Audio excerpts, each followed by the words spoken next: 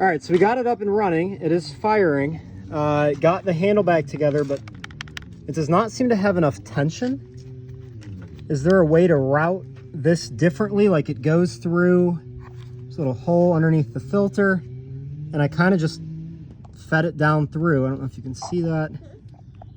And then stuck that little metal piece into the carb. But when I squeeze the trigger, you can see it's moving, but not very much. It's not even really pulling back. And I can adjust it with my screwdriver, and it will open and rev. So everything's working, but it just doesn't seem to be enough tension on the line. And I don't know why. It's identical carb, nothing should have changed. So here, I'll demonstrate.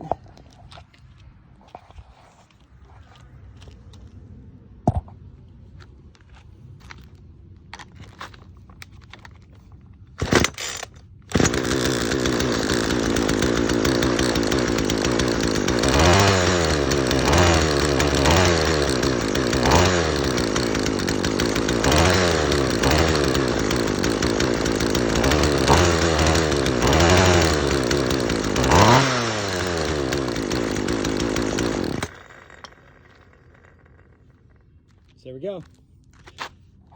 Any advice? Not sure. Thanks.